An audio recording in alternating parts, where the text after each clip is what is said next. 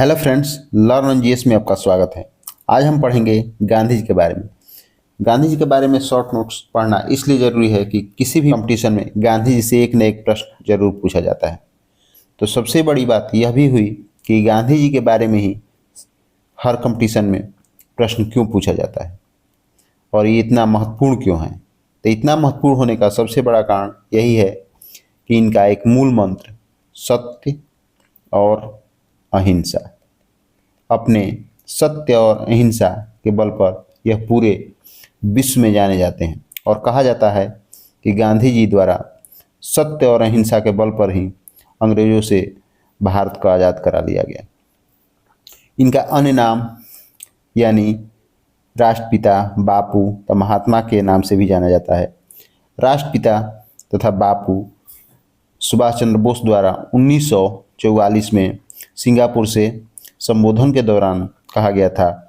वहीं महात्मा इन्हें रविन्द्रनाथ टैगोर द्वारा चंपारण सत्याग्रह के दौरान महात्मा की उपाधि दी गई थी। मोहनदास करमचंद गांधी इनका पूरा नाम था। इनका जन्म जो है 2 अक्टूबर 1869 को पोरबंदर में हुआ था। वहीं निधन 30 जनवरी 1948 को नाथूराम गोडसे के गोली से मारने के कारण हो गया था। इनका पिता का नाम करमचंद गांधी था, माता का नाम पुतलीबाई, वहीं पत्नी का नाम कस्तूरबा गांधी था। इनके द्वारा कानून की पढ़ाई 1888 में इंग्लैंड में की गई थी। वहीं बैरिस्टर की डिग्री 1891 में इनके द्वारा ली गई थी। यह दक्षिण अफ्रीका में 1893 में दादा अब्दुल्ला के केस के दरमियान चले गए थे। वह इनकी प्रमुख पुस्तक इंडिया ऑफ माई ड्रीम, अनासक्ति जोग, गीता माता, the story of my experiment with truth जो इनकी आत्मकथा है, सप्त महाव्रत, हिंद स्वराज है। वहीं इनका प्रमुख समाचार पत्र इंडियन ओपिनियन जो कि दक्षिण अफ्रीका में इनके द्वारा चलाया गया था, द ग्रीन पैम्पलेट जो कि 1896 में राजकोट में इनके द्वारा शुरू किया गया था, यंग इंडिया 1919 तथा हरिजन 1932 में इनके द्वारा शुरू किया गया था। इनके राजनीतिक गुरु गोपाल कृष्ण गोखले को माना जाता है। वहीं इनका नारा, प्रमुख नारा भारत छोड़ो आंदोलन के दौरान करो या मरो है। इनकी समाधि जो है दिल्ली के राजघाट में है। पहली बार यह 1906 में सत्याग्रह का प्रथम प्रयोग 1906 में साउथ अफ्रीका में शुरू किए थे। वहीं 1908 में यह पहली बार जेल दक्षिण अफ्रीका में ही गए थे।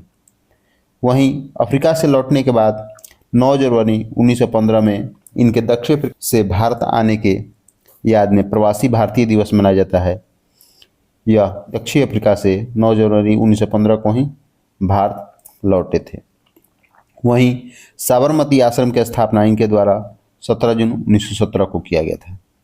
वहीं 1917 में चंपारण सत्याग्रह, 1917 में बिहार में भारत में प्रथम इनका सत्याग्रह था।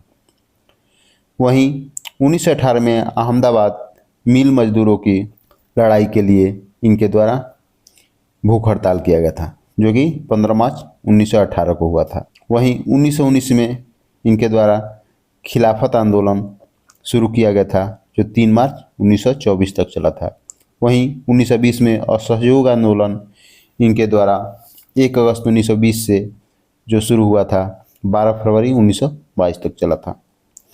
यह एक बार ही कांग्रेस का अध्यक्ष बने थे जो 1924 में बेलगांव कर्नाटक में अध्यक्षता किए थे।